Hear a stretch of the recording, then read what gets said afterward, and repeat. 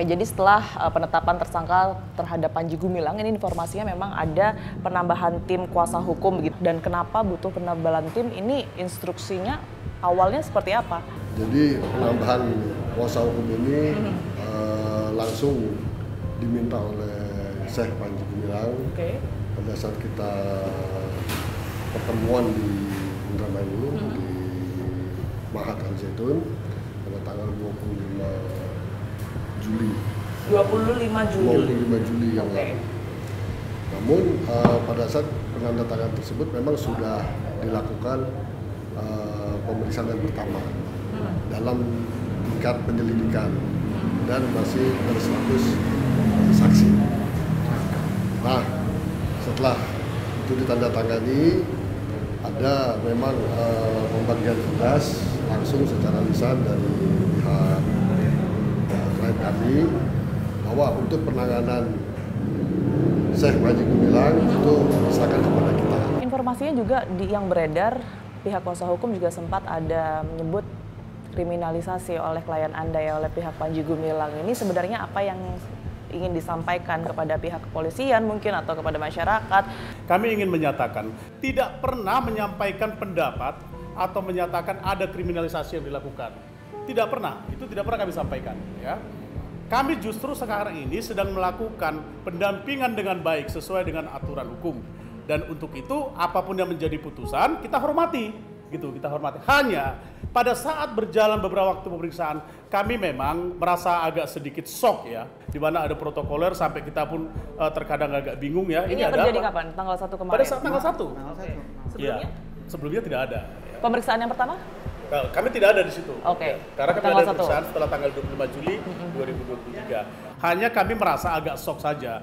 Untuk itu, walaupun itu merupakan sebuah kebijakan, tetap kami menghormati. Ini kita tidak menganggap itu sebuah intimidatif, tapi kita menganggap ini adalah sebuah kebijakan mungkin yang dilakukan oleh satu protokoler, di mana pada saat itu memang kalau kita melihat pada saat kita masuk dari pintu gerbang, itu begitu berdesak-desakan dengan massa yang begitu luas. Anda terganggu dengan kebijakan yang atau mungkin aturan yang kemudian diterapkan oleh polisi untuk klien Anda. Ini dari tim kuasa hukum atau Panji Gumilang menyampaikan? Dari tim kuasa hukum kami. Oke. Karena ini prosedur yang tidak biasa. Seakan-akan kita ini mendampingi teroris. Tidak boleh. Kalau dia teroris, oke lah kita maklumi itu. Tapi ini bukan sampai orang tua. Sejauh ini setelah penetapan tersangka, Pak, mungkin ada respon khusus yang diberikan oleh Panji Gumilang melalui kuasa hukum mungkin apa yang sempat disampaikan oleh Panji Gumilang di tanggal 1 Agustus 2023 itu? Terkait masalah dugaan penistaan agama terhadap klien kami, Syekh Panji Gumilang, ini terlihat di framing sebegitu rupa sehingga membuat seluruh apapun yang dimaksudkan ketaatan atau kooperatif dan lain-lain, ini sepertinya malah dibalik. Menurut informasi yang berkembang di media dan lain-lain, malah dinyatakan klien kita tidak kooperatif.